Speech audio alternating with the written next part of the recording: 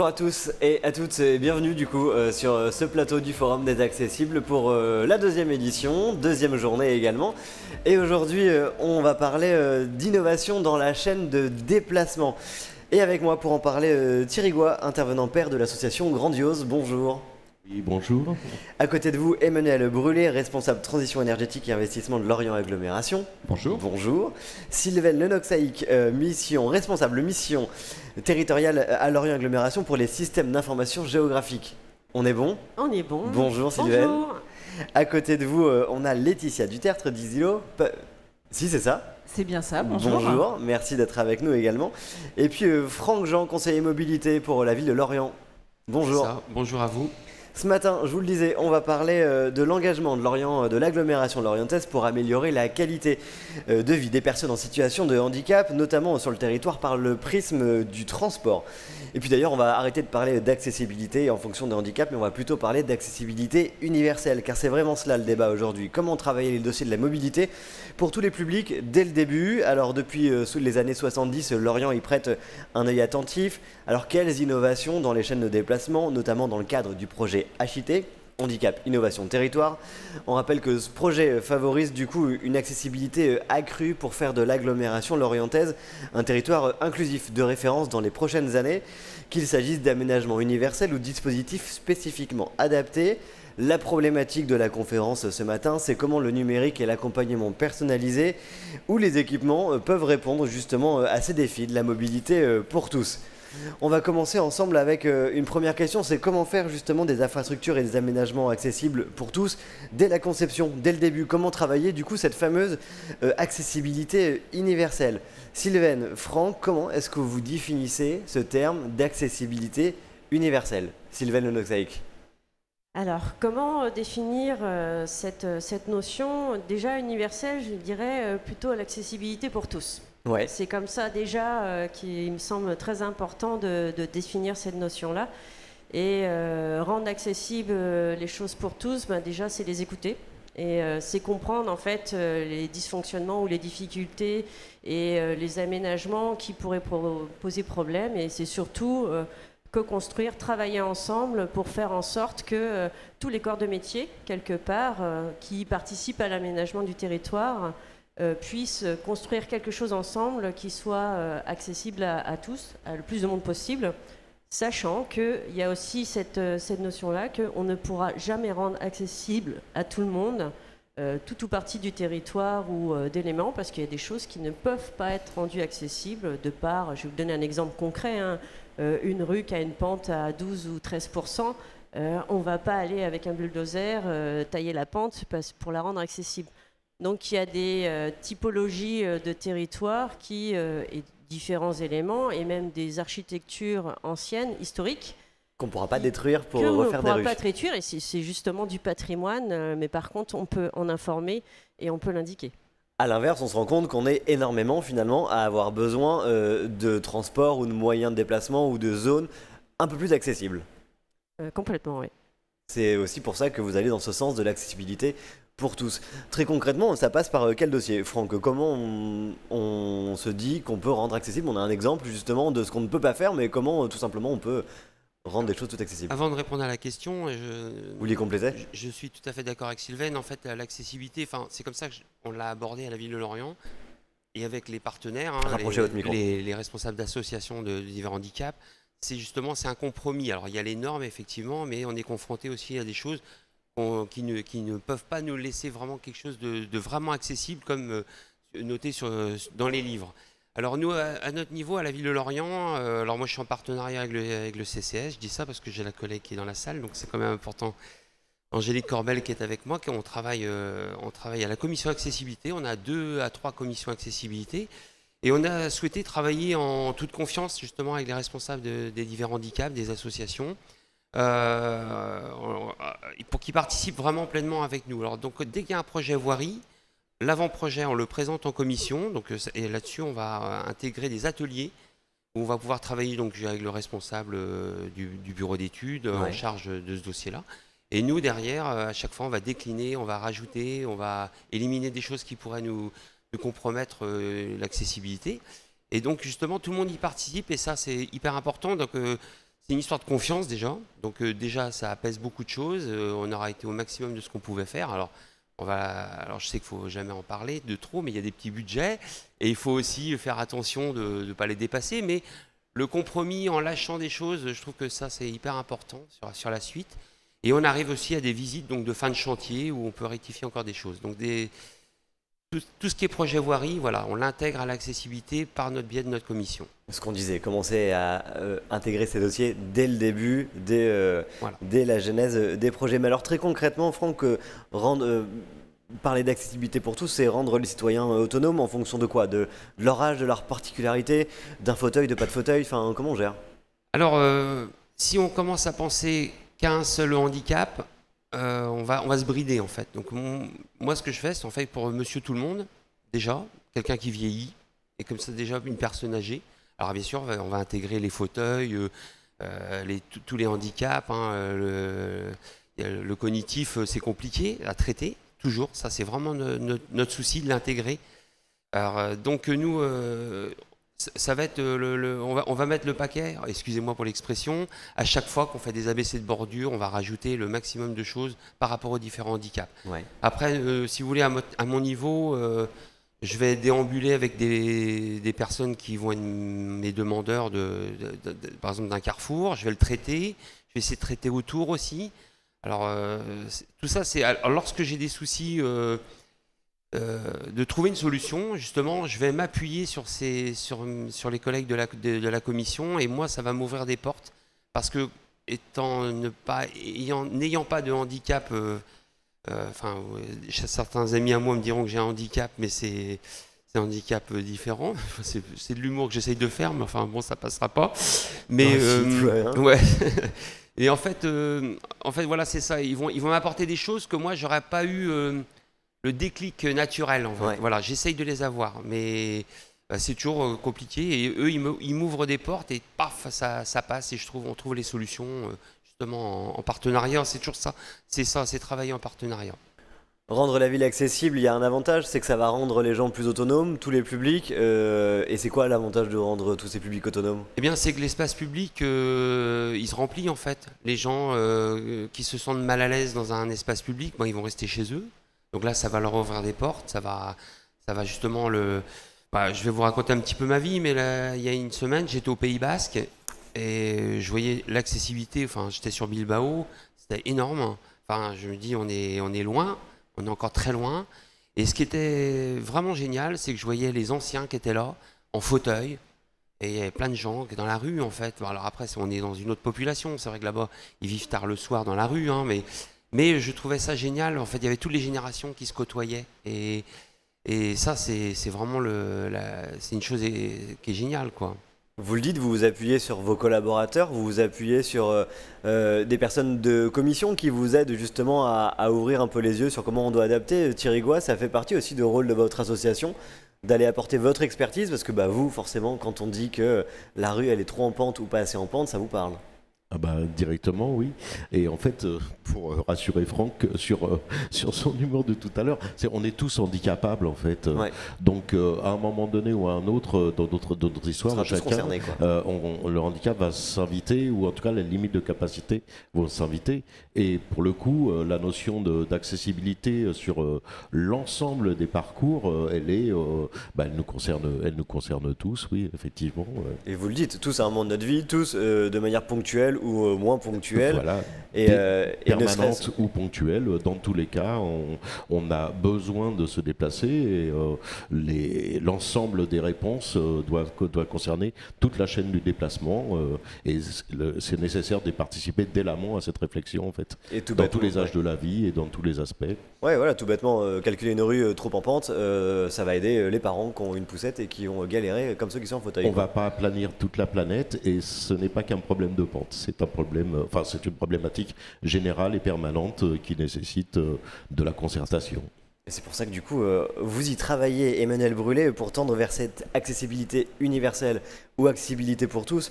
Il y a plusieurs axes de développement, comme par exemple des véhicules adaptés aussi, ça fait partie de ces dossiers-là. On parle de rue tout à l'heure et d'aménagement du territoire, mais ça passe aussi par les outils qu'on utilise pour se déplacer. Exactement, le bus, pour aller plus loin qu'à pied, simplement sur la voirie ou en fauteuil. on offre le service public de transport. Et donc on travaille, Lorient Agglo dispose d'une centaine de bus, est propriétaire d'une centaine de bus, tous les ans on en renouvelle 7 ou 8, et donc on travaille avec les constructeurs de bus pour faire en sorte que ces bus-là soient accessibles à tout le monde, et contrairement à la voirie, et je suis peut-être un peu utopique, mais je me dis que le bus c'est un objet qu'on construit, on doit pouvoir le rendre 100% accessible pour tout le monde, que ce soit pour les personnes en situation de handicap ou tout un chacun, donc je me dis ça doit être possible. Alors il y a de l'inertie quand on travaille avec les constructeurs de bus, c'est des gros dossiers, ça coûte cher, c'est des grosses ingénieries, donc on n'est pas toujours écouté, on n'est pas toujours entendu, ça prend du temps d'obtenir ce qu'on veut, mais on y arrive, ça avance, et effectivement, si on veut que ça avance plus vite, ça prend souvent trop de temps par rapport à ce qu'on voudrait. Lorient Agglo a pris le taureau par les cornes, et donc plutôt que d'attendre des constructeurs qu'ils innovent sur les besoins réels qu'on ressent sur le territoire, on va, grâce au HIT, mettre en place un projet qui vise à mettre dans un bus prototype toutes les innovations que les constructeurs ne souhaitent pas ou ne veulent pas prendre en charge. Donc c'est un dossier qu'on est en train de lancer, qu'on espère voir mis en service pour 2027. Avec quel intérêt? Se dire que regardez, ça fonctionne et c'est utile? Exactement, de les essayer. Donc là on est en train de faire un recensement des besoins, mais je pense qu'on en parlera un peu plus tard sur cette table ronde, mais un recensement des besoins. Et effectivement, c'est d'essayer d'imaginer les innovations, de les essayer. Et une fois qu'on aura prouvé aux constructeurs que ça fonctionne, de disséminer sur le territoire, de retourner vers les constructeurs en disant « Regardez, ça marche, maintenant à vous de faire en sorte que ce soit intégré dans les bus ». Donc changer les plans d'un bus, c'est plus simple que de changer tous les plans de la ville. C'est ça un peu l'idée? Exactement. Et ça passe par des choses toutes simples. Alors Laetitia, je vous vois faire pas si simple que ça finalement, mais ça passe par quoi? Par le fait d'avoir des planchers plus bas, d'avoir des sièges prioritaires, d'avoir des espaces plus larges aussi, plus accessibles? C'est tout ce que vous venez de dire, mais c'est aussi l'information voyageur à l'intérieur des bus. Au-delà de ça, donc on a effectivement une flotte de bus qui circulent en ligne régulière sur toute la collectivité de Lorient Agglomération. Mais on a aussi deux services particuliers pour les personnes en situation de handicap, parce que on l'a dit, on est sur aussi un service universel et on veut toucher toutes les personnes pour qu'elles puissent avoir une mobilité accessible à tous. Pardon, le micro. Et aujourd'hui, on a un service qu'on appelle de transport à personnes à mobilité réduite, service TPMR, qui permet aux personnes qui n'ont pas la possibilité de prendre les lignes régulières d'avoir un véhicule à la porte de leur domicile pour parcourir, on va dire, un trajet du quotidien. C'est ça le service de planification particulier? De TPMR. De TPMR. C'est le service TPMR qui permet d'avoir un service dédié en fait, aux personnes à mobilité réduite. Tout cela, ça s'intègre dans un référentiel? C'est ça qui vous permet un peu de quantifier et de cloisonner les différents dossiers à gérer? Alors là, ce que vous êtes en train d'évoquer, c'est de l'accessibilité numérique. Et donc au-delà des services transport, donc des lignes régulières, des constructions de bus et du service, on y reviendra sûrement, du service accompagnement qu'on a construit avec HIT. On a aussi l'accessibilité numérique qu'on doit mettre en place pour qu'on puisse renseigner les personnes, toutes les personnes, sur les horaires, sur comment acheter un titre de transport, sur le temps réel et l'infotrafic. Et ça, aujourd'hui, on se base sur un référentiel qui s'appelle le RGAA, qui est le... Référentiel général d'amélioration de l'accessibilité. Exactement. J'ai bien révisé mes trucs. Hein. C'est super. Aujourd'hui, Easylo est sur un site internet, easylo.bzh, et on a aussi une application numérique, Easylo, qui permet d'avoir en fait l'ensemble des informations nécessaires pour accéder au réseau de bus ou au réseau TPMR ou au service d'accompagnement que l'on met en place. Dans quelle mesure, quand vous montez ce genre de dossier et que vous mettez en place ces applications, ces liens et ces aides sur le site, dans quelle mesure vous intégrez les associations comme Grandiose? À quel moment elles interviennent? Alors, EasyLaw est un opérateur en fait, et Lorient Agglomération a choisi RATP Dev pour opérer ses mobilités. Et aujourd'hui, RATP Dev est partout en France et dans le monde. On a un site internet qui se colle, ou en tout cas qui se donne en fait le RGA en priorité. Ouais. Et consulte l'ensemble des associations au niveau national pour que le site internet et l'application soient aussi conformes que possible. Et on a un plan d'action pluriannuel pour monter en compétences et en accessibilité. Et au niveau local, on participe avec Lorient Agglomération à la commission intercommunale d'accessibilité pour prendre l'ensemble en fait des demandes pour tous les handicaps. Alors justement, Thierry Goy, votre association, comme le dit Laetitia, elle fédère tous les citoyens avec tout niveau de handicap. Derrière, c'est quoi l'objectif de votre association ? Alors effectivement, c'est l'idée de représenter les différences et de permettre une parole partagée. Et pour le coup, on se dote d'outils de communication, nous aussi, pour pouvoir participer de façon citoyenne et horizontale dans le dialogue, dans l'échange. Vous allez toquer à la porte des organismes comme EasyLaw, comme les agglomérations ? On travaille déjà en partenariat avec le HIT depuis plusieurs années et on participe en tant que représentant des usagers à diverses commissions, effectivement, en termes de conseils et on peut nous consulter sur la notion de représentation, effectivement, de la partie handi, voilà, sur l'ensemble des sujets. De tout ce qu'on vient aborder, comment vous, très concrètement, vous trouvez le moyen de vous imbriquer et de les accompagner, de les aider, de leur apporter votre regard ? En étant présent sur ces commissions, en étant en partenariat déjà dans ce développement. Mais du coup, on se pose sur une table, on discute, mais après quoi ? On teste, Bien sûr, c'est du partage d'expérience, c'est-à-dire que nous allons, dans tous les cas, utiliser et donner des retours utilisateurs sur l'ensemble des moyens de déplacement, tout ce qui va concerner la mobilité. L'idée, c'est de pratiquer, partager, commenter et témoigner de notre usage au fur et à mesure de nos expériences. Et l'idée, c'est pas de figer quelque chose dans un cadre légal, c'est plutôt de participer à une évolution permanente jusqu'à ce qu'on arrive à une notion d'accessibilité universelle. Dans ce cas-là, il y aura plus de notion d'inclusion ou d'exclusion, mais juste de participation citoyenne, partagée. Ça sera normal de circuler pour tous. Dans l'idée, c'est exactement, c'est de pouvoir accéder tous de la même manière à la notion de déplacement. Et effectivement, ce n'est pas qu'une problématique urbaine aussi. C'est-à-dire quand on parle du territoire, on parle aussi de ruralité. Ouais. Personnellement, j'habite dans la région du Sud-Ouest et en zone rurale. Et c'est un véritable désert. Voilà, c'est un vrai problème, l'accessibilité et le déplacement. Sur l'agglomération lorientaise, justement, on a aussi un territoire qui est assez varié. Comment vous gérez ce dossier-là ? Est-ce qu'il est pris en compte ? Est-ce que c'est facile de le prendre en compte ? Alors, il est pris en compte et c'est pas facile de le prendre en compte. Donc, comme on le disait tout de suite, l'idée c'est de travailler avec les associations et les personnes qui habitent en milieu rural pour faire en sorte de leur apporter un service qui est aussi pertinent, aussi efficace que celui qu'on apporte en milieu urbain. Mais c'est beaucoup plus difficile. Ouais. Oui, c'est un véritable besoin, effectivement. Ouais. Et faut dépasser le cadre légal pour être vraiment dans la notion du cadre d'usage de chacun et à tout moment. C'est ça.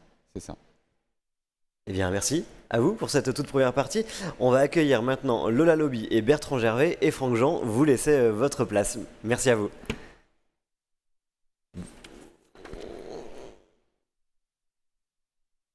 Bonjour à tous les deux. Hop.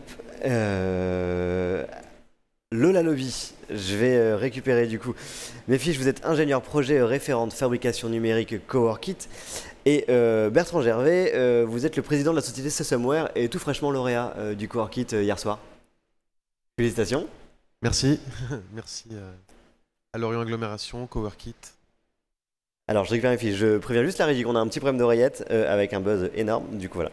D'un côté, du coup, on le dit, il y a les infrastructures, il y a les véhicules, les services. Et puis en complément, il y a des dispositifs ciblés. Donc, c'est marrant parce qu'on parle d'accessibilité universelle et en même temps de dispositifs particuliers ciblés. De quoi s'agit-il, Sylvaine ? Quand on parle de dispositifs ciblés, en fait, c'est qu'on veut mettre en place une action. Donc, je vais prendre concrètement un petit peu les thèmes que je peux gérer. Donc, moi, mon cheval de bataille, c'est de valoriser les données d'accessibilité et d'apporter des outils numériques. Mais la base de la gestion, c'est véritablement ressortir tous les éléments et la richesse que va nous apporter la donnée pour mettre en place des outils qui vont être une aide. Donc c'est pas une fin en soi, c'est un moment de la chaîne de déplacement, avoir des outils qui soient adaptés, ergonomiques et qui vont répondre réellement aux besoins, c'est une véritable chance. Et le numérique aujourd'hui nous permet de mettre ces choses-là en place. Alors justement, Bertrand, c'est votre credo. Dans le cadre de HIT avec Lorient, vous avez expérimenté une solution qui s'appelle HIT Itinéraire, donc oui. Itinéraire. Itinéraire, ouais, avec un H. Oui, nous, notre métier, c'est vraiment d'aider les usagers à trouver l'information avant de sortir de chez eux, avant de se déplacer, pouvoir préparer leurs itinéraires. Et ensuite, une fois dans la rue, pouvoir être guidés le long d'itinéraires qui vont être aussi accessibles que possible en tenant compte de leur déficience. Donc c'est ça, Itinéraire. C'est à la fois un site web et une application mobile permettant sur l'ensemble de l'agglomération de préparer son itinéraire en tenant compte, par exemple, du fait qu'on est en fauteuil roulant électrique ou manuel. Donc, ces sujets de pente, de largeur de trottoir, de traversée bordée d'un trottoir surbaissé, c'est toutes ces données qu'on exploite pour fournir à l'usager une information bien meilleure que ce que les calculateurs d'itinéraire traditionnels proposent. De sol fluide et propre aussi, j'ai entendu ça hier, vous en parliez, de juste parfois poser le regard et de se dire qu'un trottoir avec des trous partout, c'est pas cool, quoi. Voilà, exactement. Et en vérité, ça concerne tous les piétons, ces sujets. Oui, disait monsieur. Donc les seniors, évidemment. Mais et puis les jeunes, pas oublier les enfants. Sur le téléphone, on parlait des applications. Enfin, on n'est pas toujours attentif quand on marche sur le trottoir. Il ne faut pas oublier les enfants. Il y a moins d'enfants dans l'espace public qu'il y a 40 ans. C'est aussi parce que l'espace public fait un peu plus peur qu'il y a 40 ans. Et donc, une voirie plus accessible, ça participe de la mobilité de tous. Comment concrètement vous faites pour fabriquer ces itinéraires ? Alors, notre métier, c'est de caractériser ce qu'une personne avec une déficience donnée va attendre en termes d'itinéraire. On ne monte pas avec les mêmes pentes selon qu'on est en fauteuil roulant électrique ou manuel. On n'a pas les mêmes besoins si on est non-voyant ou malvoyant. Donc ça, c'est notre métier. Et puis, de mettre ça en œuvre dans des outils numériques, donc dans des solutions de calcul d'itinéraire, qui vont pouvoir s'intégrer, proposer une ergonomie à l'usager, combinant à la fois des choses très classiques, on est tous habitués à tout un tas d'applications, mais aussi ajoutant toute cette information qu'on ne trouve pas ailleurs. Donc ça, c'est notre métier, c'est de la recherche et développement, de faire ça. Et notre objectif, c'est que l'usager, demain, trouve cette information partout et dans tous les dispositifs les plus courants. Par exemple, l'application du réseau de transport EasyLo, mais aussi d'autres applications à des échelons régionaux ou nationaux. Alors justement, Laetitia, est-ce qu'on peut intégrer Itinéraire ? Comment on intègre Itinéraire sur l'appli EasyLo ? Alors aujourd'hui, ça paraît très simple dit comme ça, mais j'imagine que c'est comme changer les plans des bus. Oui, aujourd'hui. Passer avec un crayon de bois, quoi. Aujourd'hui, il y a plusieurs systèmes d'information de ce type qu'il y a aujourd'hui sur le marché. C'est des choses qu'on étudie en collaboration aussi avec Lorient Agglomération, parce que chaque territoire aussi a des souhaits, et c'est des choses qu'on utilise, enfin en tout cas qu'on est déjà en train d'étudier avec la société Somewhere. Thierry Groix, est-ce que tous les territoires sont innovants de la même manière ?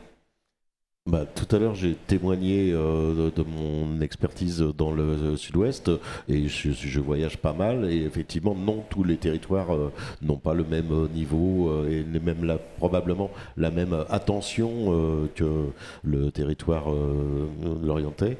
Et pour le coup, il y a des différences flagrantes. Et d'un pays à l'autre, c'est assez lisible aussi. C'est pas forcément qu'une question de moyens, c'est vraiment une question d'attention globale au sujet. Est-ce que c'est aussi votre rôle, du coup, de partager ce qui se fait bien d'un côté, de dire, bah regardez, vos voisins, ils y arrivent et... Ça fait partie des témoignages que Grandiose essaye de compiler, consigner et donner à lire. Voilà, la notion de partage d'expérience, c'est exactement ça, de définir en fonction des territoires. On n'a pas de limitation, on a une représentation nationale, donc l'idée c'est de parler de là où on est chacun dans nos pratiques. Lola Lobby, ici sur le territoire, on va dans le sens de ce que défend Thierry. On travaille ensemble, on co-construit et on se sert aussi du regard des principaux concernés. Vous avez un projet qui va lui aussi dans ce sens. Il s'appelle Handidil. Handidéal, oui, c'est justement le bus dont parlait... Pour une fois que j'ai fait un truc en anglais correct.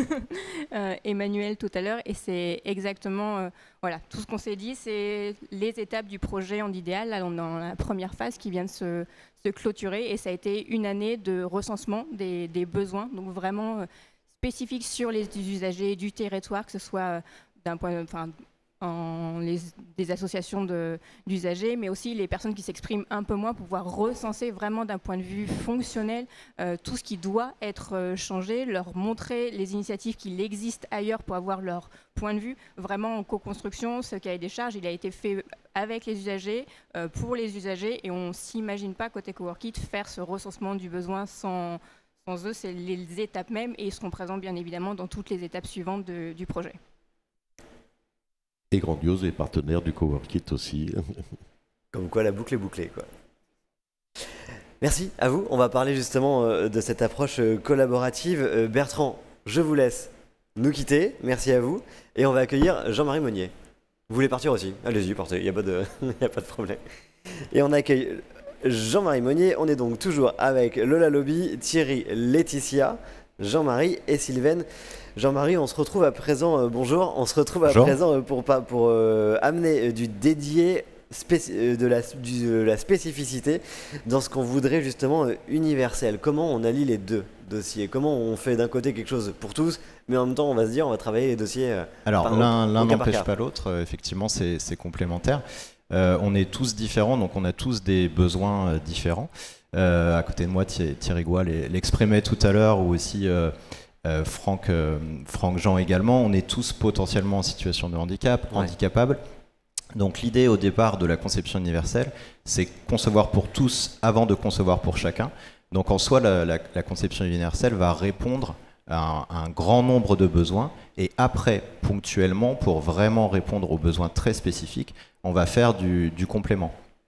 Très clairement, conception universelle, c'est aussi une notion qu'on appelle design for all. Hein. Tout design, c'est concevoir. Donc, le métier d'un designer ou d'un architecte, c'est, quand il conçoit quelque chose, de répondre aux besoins des utilisateurs, donc de tous les utilisateurs. Donc, en soi, la conception universelle devrait permettre de résoudre, de répondre à tous les besoins. Mais après, on va avoir des besoins très spécifiques. Si on prend l'exemple de la déficience visuelle, par exemple, le sonore peut répondre à un grand nombre de besoins. Et après, on va rajouter, en fonction des autres besoins, du tactile, du braille, des claviers spécifiques, etc. On le disait, pour créer de l'universel et du pour tous, il faut intégrer dès le début en fait tous ces publics. Exactement. Par contre, juste pour rebondir là-dessus, ce que Sylvain en parlait, dans l'existant, on ne peut pas tout faire. Hein. Tu donnais l'exemple de raser la cuisine, ce n'est pas possible. Donc justement, le spécifique, on va aussi vraiment travailler dessus dans l'existant. Mais dans le neuf, dans la conception, on se doit de faire le plus possible pour tous avant de faire pour chacun. C'est ce que dit Thierry, en fait, la construction, elle paraît du coup totalement logique si on prend les projets par ce prisme-là, à dire on travaille tous ensemble d'abord sur le dossier, et ensuite on fabrique les bus, on fabrique les outils, on fabrique les rues. La notion, c'est aussi de ne pas figer les solutions. Ça évolue au fur et à mesure du temps, des technologies. Les réponses sont pertinentes à un moment, doivent être pérennes le plus possible et doivent évoluer en fonction des populations et des moyens techniques. Et financier aussi. Forcément, l'argent reste le nerf de la guerre, même si Franck disait que c'est un sujet toujours un peu tabou, mais en fait, à la fin des fins, c'est ça qui compte aussi. Quel budget on a pour adapter nos moyens? Sylvaine ou Laetitia? Alors le budget, il est global. On a parlé quand même d'accessibilité universelle. Donc les budgets, c'est effectivement ce qui est statué en fin du fin. Mais derrière, s'il y a une accessibilité pour tous, ça se réfléchit et différemment. Et du coup, on a parlé d'handicapables. C'est vraiment pour tous. Donc c'est une accessibilité qu'il faut réfléchir. Et si l'outil, ou en tout cas les infrastructures, sont faites pour tous, et le financement, il peut être compris, en tout cas. Il peut être aussi plus conséquent. Quel maillage, Lola, a-t-on justement sur le territoire pour permettre toutes ces collaborations ? On a sur le territoire, bien sûr, du fait du HIT et de l'historique de Lorient Agglomération à s'impliquer dans l'accessibilité, un minier déjà d'associations qui nous permettent de le faire, mais aussi d'entreprises. C'est aussi notre rôle côté CoreWeek, c'est de faire le lien justement entre ces entreprises qui savent développer des produits et ces besoins utilisateurs très spécifiques pour orienter justement des conceptions de prototypes qui puissent être faits très rapidement, qui peuvent être faits en adéquation avec le marché, avec le budget et avec justement des solutions qui des fois vont être très ponctuelles et devoir être mis en place très rapidement pour être testées et validées et modulables pour pouvoir être transformées. Donc on a bien évidemment des usagers, bien entendu des entreprises sur lesquelles on s'appuie pour justement pouvoir, à travers le concours, mettre en place des initiatives qui vont pouvoir être testées par les associations d'usagers donc sur le territoire et pouvoir le faire rayonner après. Plus ce maillage il est visible, j'imagine, plus c'est facile aussi. Plus c'est facile et en même temps, il ne faut pas que ce soit une limite parce que c'est vrai qu'on a des associations qu'on connaît très bien, qui sont très impliquées, mais les publics qui ne s'expriment pas aussi, il faut aller les chercher, il faut les rencontrer parce que les personnes qui sont impliquées dans les associations sont déjà très motrices, mais on les retrouve souvent, elles ont l'habitude de s'exprimer, les besoins sont bien évidemment très intéressant, mais toutes les personnes qui n'ont pas l'habitude de s'exprimer, ces besoins-là, il faut aussi les entendre, aller les chercher. Et c'est aussi un autre travail de élargir ce maillage, le faire grandir pour ne pas se baser sur l'historique qui est déjà très intéressant. Il faut inciter tout le monde à prendre la parole. Et ça, c'est pas simple. Exactement. Et que cette parole-là, c'est leur faire comprendre aussi que c'est une mine d'or. Des fois, il n'y a pas de solution à proposer, mais juste faire remonter la problématique, revenir aux besoins, identifier ce besoin pour pouvoir après proposer des solutions.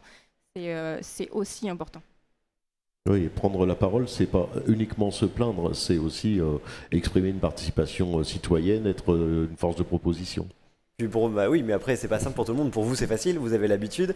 Je suis formé à l'exercice parce que je défends une cause qui m'habite, que j'habite en permanence. Il faut encourager tous les autres à prendre la parole. Bien sûr, c'est aussi un peu le rôle de votre association. Le principe de Grandiose, c'est justement d'encourager la citoyenneté, la prise de parole, la représentation et l'autodétermination. Vous allez faire du média training, c'est ça ? Ouais, il y a de ça. Ça roule. Sylvaine, ce défi de la mobilité sur notre territoire, il repose sur un triptyque. On est vraiment en train de le détailler et de le comprendre. Il y a du numérique d'un côté, de l'aménagement et aussi surtout de l'accompagnement. Comment il s'articule ? Ce triptyque d'accompagnement, ça demande déjà beaucoup d'animation et d'avoir cette connaissance en fait transversale. Ouais. Ça permet déjà de mieux accompagner tout le monde et le triptyque qui est important, c'est vraiment cette sensibilisation, cette acculturation qu'il faut avoir au niveau de l'accessibilité. Donc on va parler de règles et on en parlera peut-être à côté, de normes même, mais aussi de se dire de l'accès à l'usage tout simplement. C'est pas forcément les règles qui vont faire l'usage, mais c'est la somme de tout ça. Et oui, le besoin, on en a beaucoup parlé, la concertation, la co-construction, souvent que j'appelle.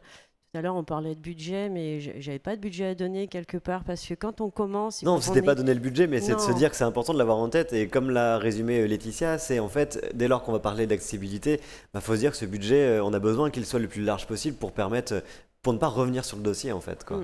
Et pour parler de ça, dans mon domaine de compétences, c'est que quand on est sensibilisé, et nous c'est ce qu'on a fait de plus de 10 ans, on travaille sur cette thématique-là, c'est quand vous commencez les choses petit à petit et les intégrer dès le départ et que finalement on ne se pose plus la question de dire je dois penser à l'accessibilité, mais je pense accessibilité tout simplement. Même dans la valorisation des données, c'est ce qui nous permet aujourd'hui, au bout de 12 ans, finalement, de mettre en avant l'ensemble de nos travaux parce qu'on a su les lier les uns aux autres, aller chercher les uns et les autres, travailler avec les uns et les autres pour pouvoir finalement apporter au travers d'une information numérique l'ensemble de ces éléments-là. Voilà. Et ça demande de la ressource. Et comme c'est tellement étalé dans le temps, finalement, ce que je voulais dire, c'est que budgétairement, c'est pas énorme. C'est juste, j'ai pensé dès le début, c'est lissé. Pour vous accompagner, justement, vous avez des entreprises aussi, comme la vôtre, Jean-Marie Monnier, la société Atipi. Vous êtes consultant accessibilité et conception universelle. Dans quelle mesure, justement, vous accompagnez les collectivités, les territoires, les organismes dans cette évolution? Alors, Sylvain en a un peu parlé. Avant tout, c'est une sensibilisation. On parlait de concertation tout à l'heure. Et de culture d'accessibilité, donc ça c'est la base, on essaye au maximum. Vous êtes là pour qu'on y pense, quoi. Voilà, de diffuser cette culture d'accessibilité, de mettre autour de la table aussi bien évidemment les personnes usagées, les associations, mais aussi les élus, les décideurs, les chefs de projet, tout le monde autour de la table. Donc ça c'est la première chose. Et après c'est techniquement les accompagner donc en fonction des besoins. Pour reprendre l'exemple de Lorient Agglomération. Donc les collectivités ont l'obligation de relever les données d'accessibilité sur un certain standard, le standard CNIJ, pour alimenter les calculateurs d'itinéraires dont parlait Bertrand Gervais tout à l'heure. Ouais. Donc nous, on va être spécialisés pour faire cette collecte de données, cette collecte d'informations. On a une expertise accessibilité de par nos consultants qui nous permet, en plus des concertations qu'on mène, d'avoir un regard global sur l'accessibilité et de représenter les différentes situations de handicap. Donc on va collecter l'information, techniquement parlant, pour après la mettre à disposition pour les calculateurs d'itinéraire, pour l'exemple de Lorient Agglomération. Également, l'idée, on mène un rapport d'étonnement, c'est de voir quelles sont les pratiques de mise en accessibilité, si on prend par exemple les arrêts de car, la compétence d'aménagement, les compétences elles sont multiples, ça va être les différentes communes qui vont aménager. Il y a certains référentiels, mais il y a des bonnes et des moins bonnes pratiques. Donc l'idée c'est de mettre en lumière les bonnes pratiques pour justement également les diffuser. Le rapport d'étonnement c'est très administratif, mais en fait c'est une observation globale, c'est un compte-rendu de ce qu'on observe et... Oui, mais c'est du concret parce qu'on va vraiment mettre en exemple, montrer ce qui fonctionne, montrer ce qui ne fonctionne pas. Et derrière, une fois que ce rapport il est fait, une fois que vous avez écrit, comment vous intégrez, comment vous continuez de suivre le dossier? Alors nous, après, l'idée, c'est d'apporter des connaissances pour justement modifier les façons de faire dans ces aménagements. Tout à l'heure, on parlait par exemple que c'était un petit peu difficile de prendre en compte le handicap cognitif. Alors c'est vrai que c'est quelque chose de particulier, mais si on travaille sur une communication inclusive, une communication accessible, si on travaille sur de la signalétique avec des pictogrammes et d'autres dispositifs, déjà on va répondre à un grand besoin de la population, pour le handicap cognitif, mais aussi pour d'autres, par exemple les primo-visiteurs qui sont un peu perdus dans une ville, simplifier l'accès à l'information, c'est aussi de la conception universelle. Donc tout ça, c'est des connaissances et qu'on va diffuser et avec des guides de bonne pratique ou également des schémas d'aménagement type, si on reprend l'exemple d'un arrêt de car. On le disait, du coup, c'est l'exemple parfait, en fait, des primo-arrivants sur une ville, des tout jeunes qui circulent tout seuls. Finalement, cette accessibilité, elle est utile pour tous. On a un besoin commun, Bertrand parlait des enfants tout à l'heure, effectivement.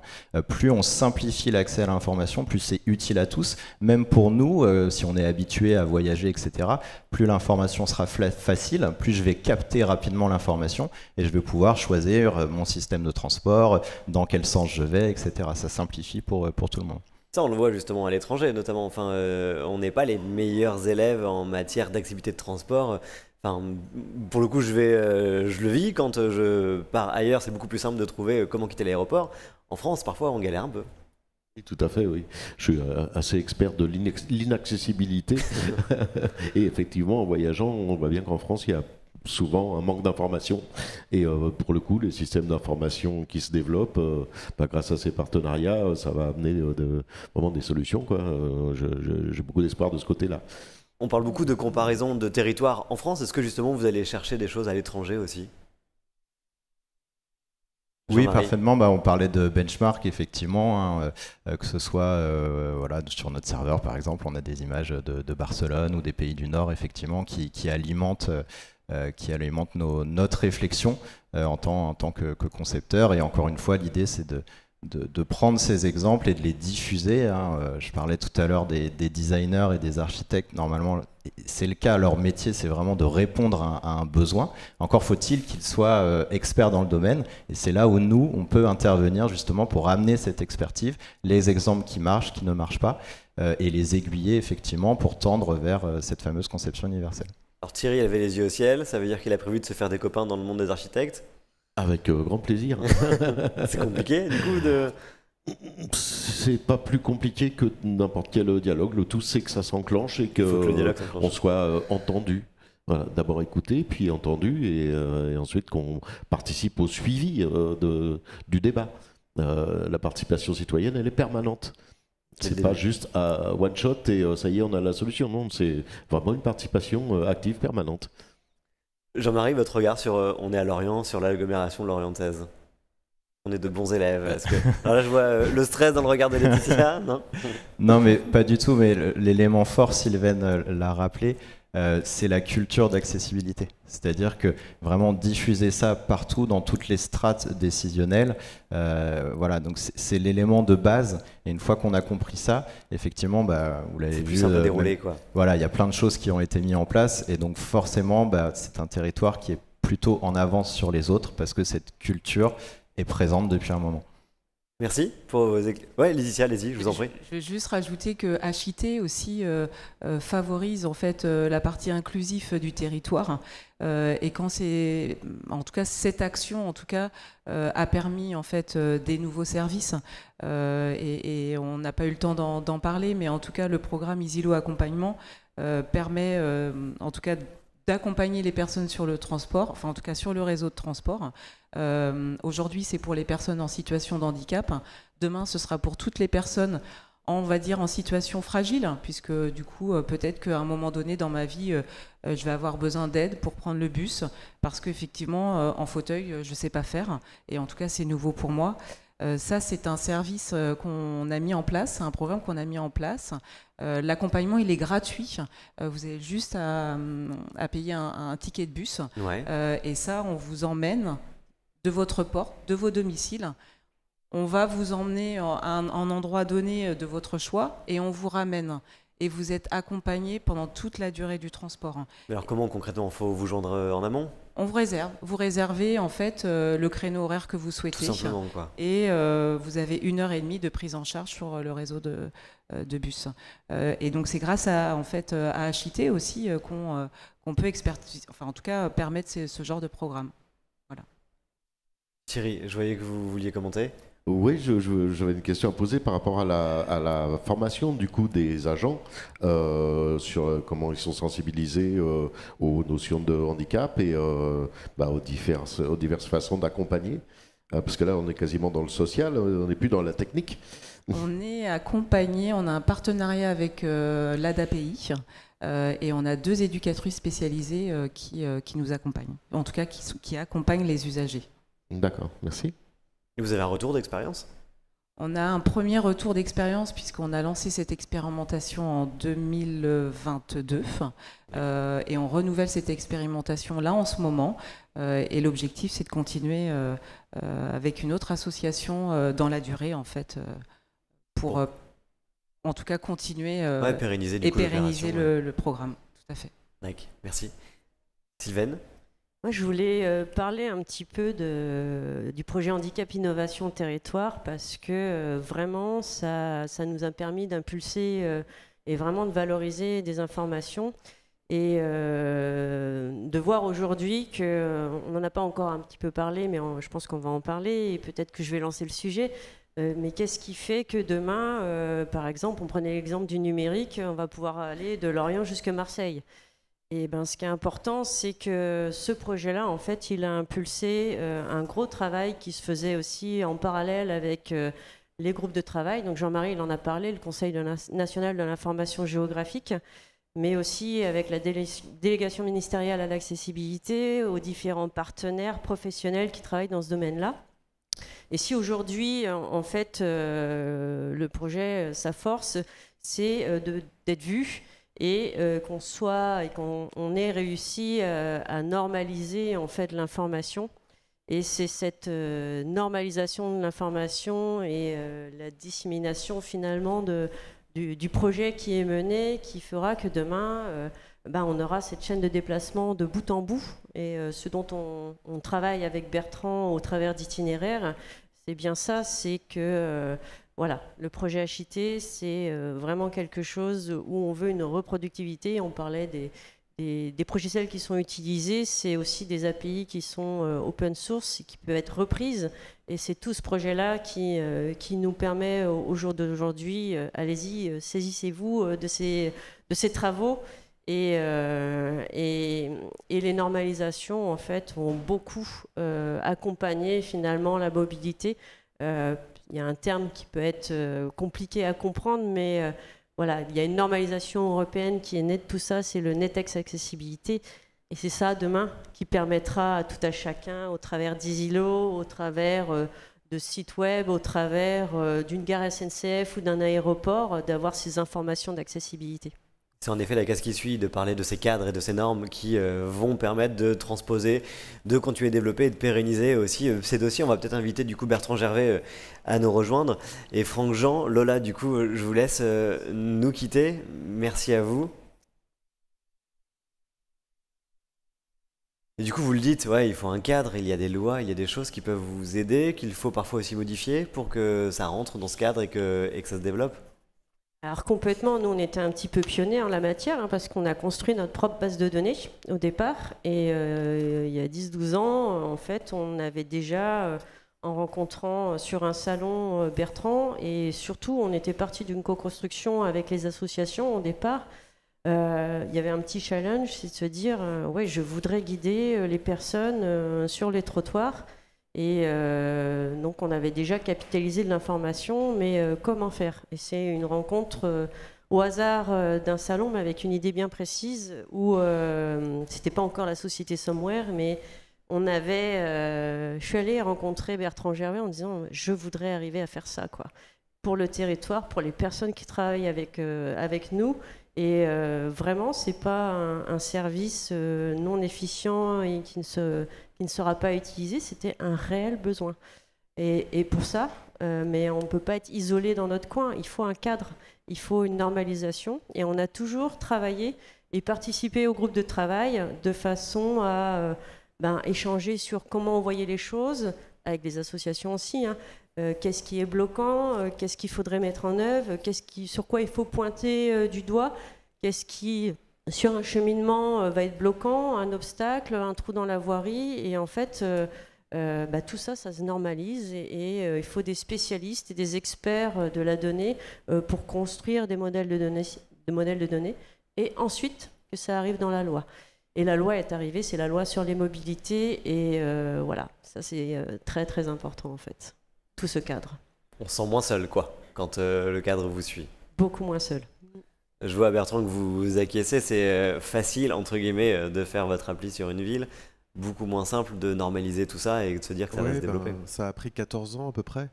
Donc, moi, quand j'ai commencé à travailler sur ces thèmes il y a 14 ans, il y avait à peu près autant de manières de diagnostiquer l'accessibilité que de territoires, que de sociétés travaillant sur ces questions.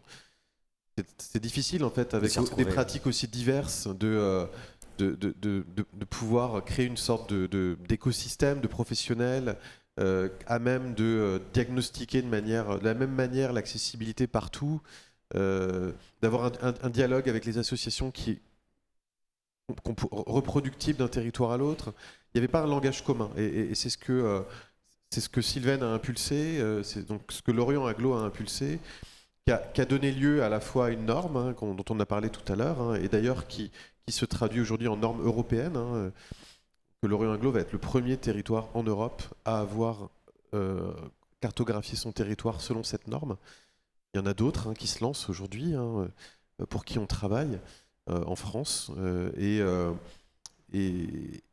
Et puis c'est une loi, la loi d'orientation des mobilités, qui à partir de 2019 a dit, eh bien, ville, vous devez produire ces données, c'est important pour vos usagers, ainsi que les visiteurs de votre territoire, de disposer de ces données, de les entretenir selon cette norme-là qu'on a mise au point avec des associations. Et puis Franck, du coup, dans tout ce qu'on raconte et dans tout ce qu'on dit, tout ça n'a du sens que si on inverse le processus et la méthodologie des projets. Vous le disiez, on l'a évoqué en préambule, faire de cet aménagement universel, faire de ces normes, qu'elles soient prises en compte dès le début, et finalement d'inverser la façon, ou d'inverser le point de départ de tous les projets, en fait, dans les villes. Tout à fait. Nous, on a essayé de faire ce partenariat avec les associations. On l'a continué. Alors maintenant, ça fait 13 ans maintenant que j'ai lancé une journée de sensibilisation à l'accessibilité par rapport à tous les agents ville. On a formé 350 agents. Dans cette journée, en fait, le point de départ, c'était parce que c'est pas naturel l'accessibilité. Je veux dire, quelqu'un qui fait de la voirie au quotidien, je lui demande un ABC, 0 de vue, 1 de vue, enfin voilà, il sait faire quoi. Mais pourquoi, comment? Et en fait, comme j'ai des équipes, alors c'est pas moi qui les encadre, hein, mais c'est mes collègues, ils sont motivés, mais il fallait leur expliquer pourquoi l'accessibilité. Alors en cette journée, on est dans l'école de chien guide d'aveugles de Pont-Scorff et on leur explique tout ce qui est problème de vue, hein, etc. L'après-midi, on fait une déambulation dans la ville de Lorient, on va voir les problématiques que je dois régler après. On a plein de sites justement de déambulation. On a un collègue de l'ASCOF, l'association ASCOF de Plumeur, qui vient avec nous avec des fauteuils. On a 3 fauteuils, hein. Donc chacun se met en situation. Et lorsque j'ouvre cette journée de sensibilisation auprès des agents, je leur dis, en fait, vous allez voir, vous avez des a priori, vous savez des choses, vous croyez comprendre des choses, et en fait, tout ça, ça va voler en éclats. Et à la fin de la journée, on a un petit débriefing comme ça, et je leur dis, qu'est-ce que vous en pensez? Et en fait, ils ne s'attendaient pas à ça, en fait. Et, ah ouais, d'accord, c'est dur d'être en fauteuil, les ABC, donc le cheminement, et ben, il faut que je le pense en amont.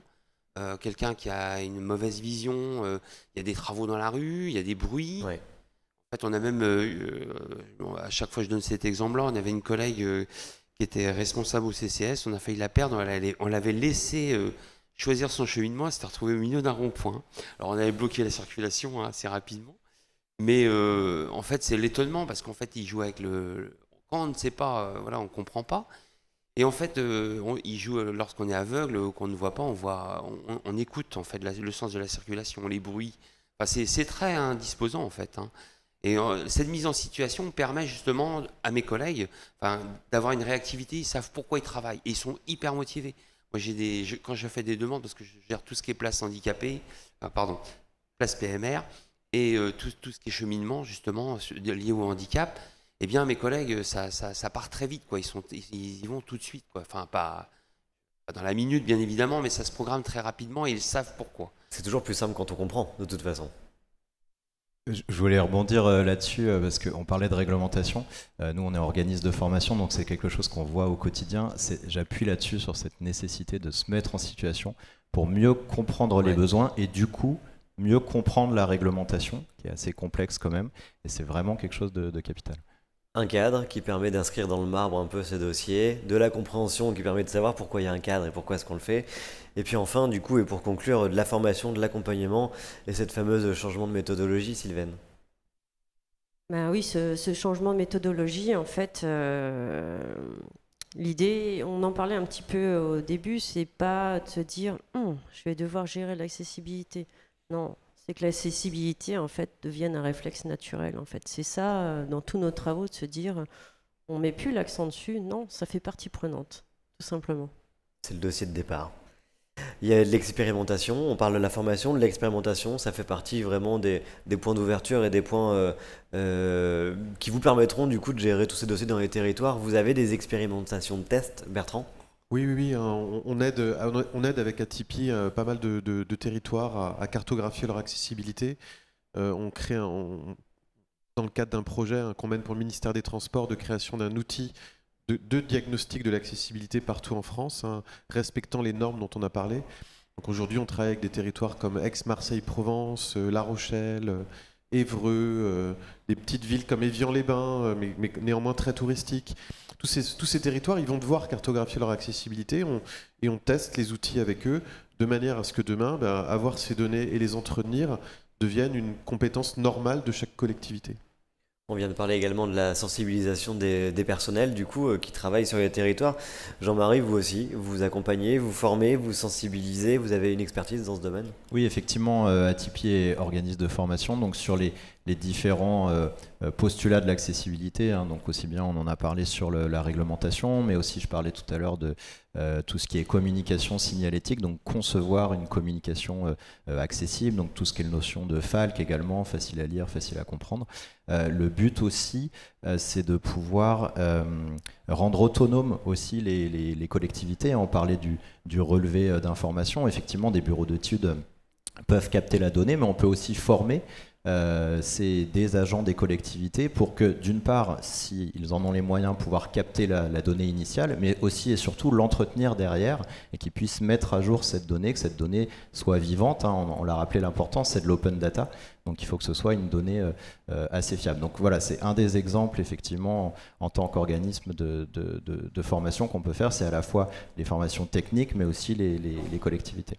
Dans les entreprises, Laetitia, c'est aussi un sujet, vous l'évoquiez dans les grandes lignes tout à l'heure, de former justement, et Thierry vous a interpellé avec sa question en vous disant mais là on fait presque plus du social que de la technique, mais du coup tout ça c'est aussi de la formation, de la sensibilisation. Alors, on a parlé du service spécifique, mais sur la partie de notre activité principale, hein, qui est notamment les conducteurs ou les conductrices des bus ou des cars, ont une formation, une FCO obligatoire, qui comprend en fait une sensibilisation à l'accueil des personnes en situation de handicap.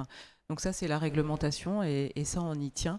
Et à côté de ça, chez nous, en fait, en tout cas sur Lorient et pour Lorient Agglomération, on fait une formation complémentaire avec un acteur local qui s'appelle CC Web sur l'accueil des personnes en situation de handicap, mais en tout cas en situation de fragilité pour nos conducteurs, mais aussi pour nos personnes en situation d'accueil, notamment à la Maison des Mobilités. Donc ça, on y tient, c'est important et c'est aussi dans nos valeurs. Et puis enfin, Sylvaine, on va former les élus et les agents publics aussi sur ces lois et sur ce cadre pour une meilleure mise en œuvre. Comprendre aussi la loi, ça aide parfois. Oui, la loi, elle est assez difficile et c'est vrai que ce thème de l'accessibilité et toutes les normalisations qui sont en place au jour d'aujourd'hui, et on en discutait dans les différents groupes nationaux en fait, en se disant oui, il faudrait faire des sessions de formation, mais ne serait-ce que pour les aider, pour les guider. Il y a eu beaucoup de travaux de fait de guides d'accompagnement également qui ont été rédigés.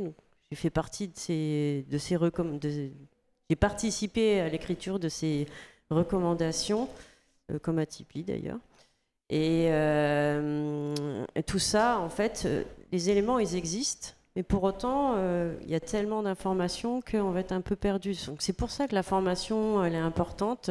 Il y a des webinaires qui sont organisés aussi à l'échelle des régions. Nous, on a organisé ça, et la délégation ministérielle a organisé ça à l'échelle interrégionale. C'était Bretagne-Pays de Loire. Ouais.